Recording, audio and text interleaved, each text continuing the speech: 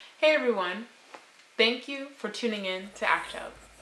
I'm Nola, and today we're going to talk about addiction. I'll start off by saying I realize this is a difficult conversation topic for a lot of us. A lot of the topics I'm going to be discussing today hit close to home for even myself.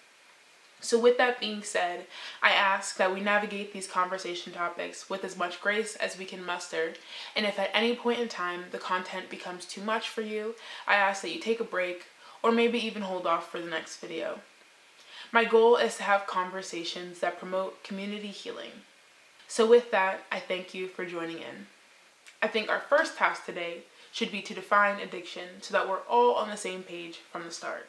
Historically, alcohol dependence has been documented amongst Sumerians as early as 1750 BC.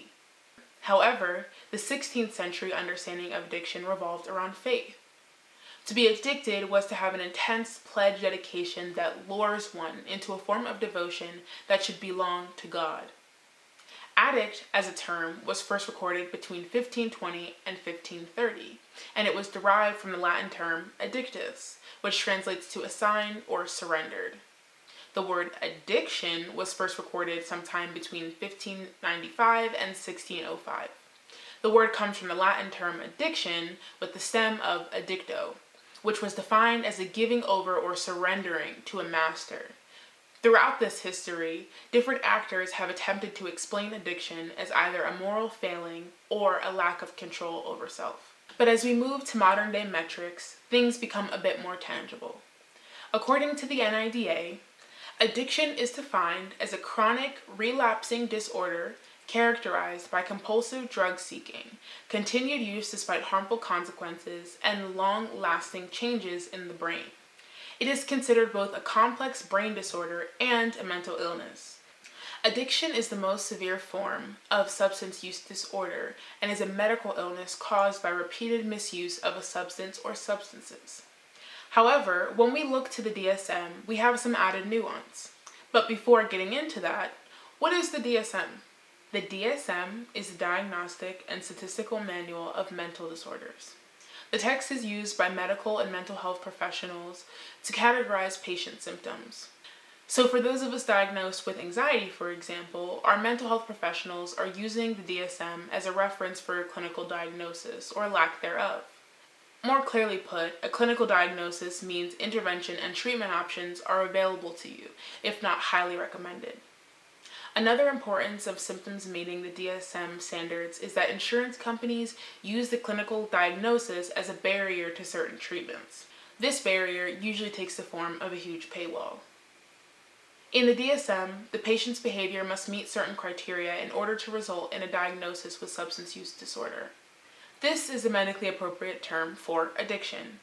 The number of criteria met dictates the severity of said disorder. So for people who meet 1 to 3 of the criteria, that would be considered mild substance use disorder. Whereas those who meet 4 to 5 criteria would have a moderate substance use disorder. And for anyone who meets more than 6 of the criteria or 6 or more, they would be considered to have severe substance use disorder, or what we most commonly understand as addiction. So now I'm going to read off a list of the diagnostic criteria, and just keep in mind if anything sort of rings a bell for your own life or for those around you. So number 1 is the loss of control over quantity of use and or over the continuation of use.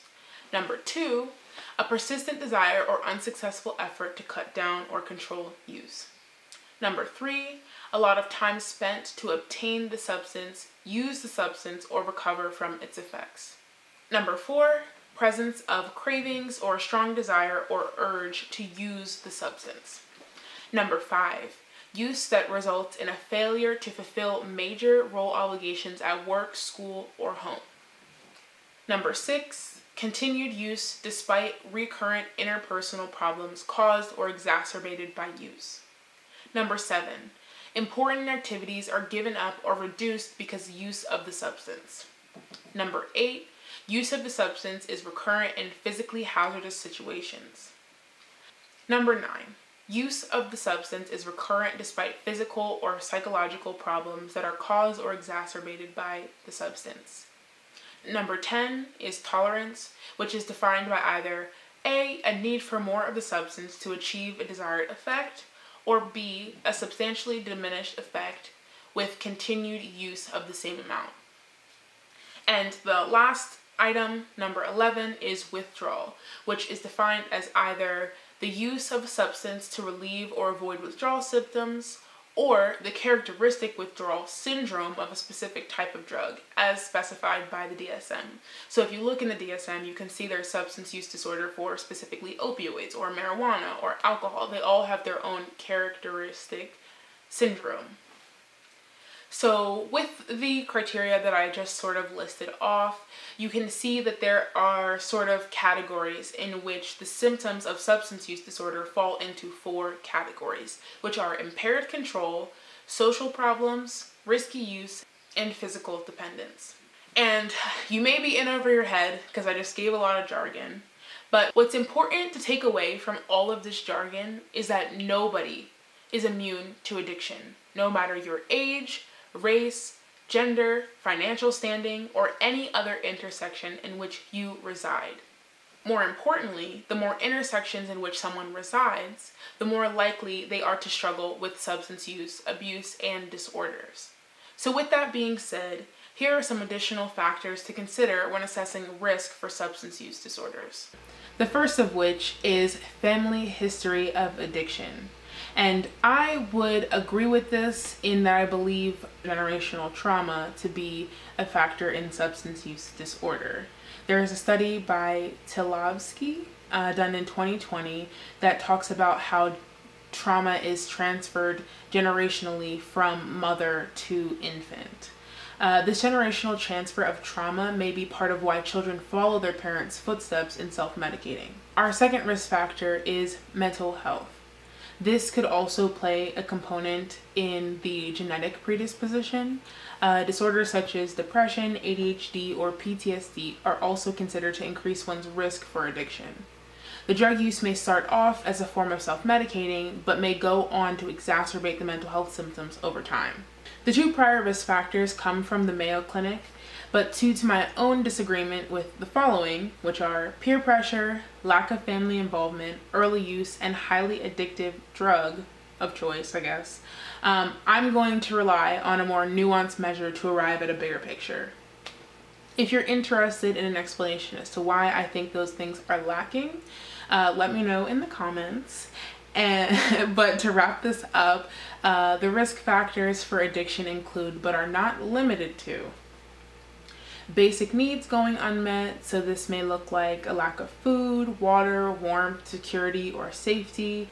Research from the Urban Institute suggests close to half of all persons residing in the US do not have access to the resources to meet their basic needs. Another risk factor is psychological needs going unmet. So sense of belonging, love needs, intimate relationships, friendships, and also esteem needs. So if I were to put esteem needs into my own words, I define them as a sense of meaning, efficacy, and purpose. And then some environmental factors could be trauma, whether this is abuse, physical, emotional, mental abuse, war, poverty, and any sort of chaos. So you could even think about now as like a pandemic. Job loss could also be seen as a form of trauma. And then lastly, our last risk factor for substance use disorder would be a lack of coping skills or coping resources. Most of the things that I mentioned are preventable. This last point of lacking of coping skills is important is because even if we all live the same life, the level of our coping skills varies greatly. This is how we get to conversations like, how is so-and-so addicted to said drug, considering he's had everything, he's had a perfect life, he's done whatever. It's very unlikely, but maybe the person really did have all their needs met. In that case, eventually, as adults, we experience some form of stress in our lives. And if we've never had to cope with extremely difficult things, it makes sense why someone would turn to substances as a quick fix. If we have no way to regulate our mood internally, eventually we will begin to look outside ourselves. How many of us have grown up in households where as soon as a parent is emotionally activated, they're scrambling to find a cigarette and lighter? whether hunger, boredom, sadness, anger. To a child, the parent's cigarettes may seem like a panacea for life's woes, which is why I'm very adamant about undoing the antiquated belief of substance use being linked to immoral or weak character. From here on out on this channel, I invite you to hear me from a place of understanding. Understanding that addiction is a symptom of deeper social ills. Human suffering is the root of addiction. So until we tend to those wounds, our communities cannot heal from the war on drugs. So please, meet me back here next time so we can continue discussions to encourage much needed healing within our communities. This is the first of a two-part video, the second of which will be discussing what addiction is not, and shed some light on the invisible agents in the drug war. I'm Nola Mims, and I thank you for joining in. See you next time.